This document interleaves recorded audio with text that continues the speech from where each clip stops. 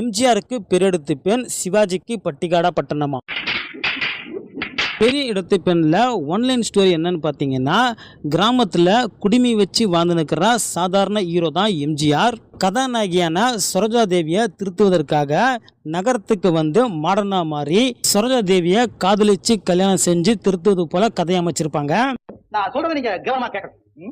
இதே கதை போல சிவாஜிக்கு அமைஞ்ச திரைப்படம் தான் பட்டிக்காடா பட்டணமா.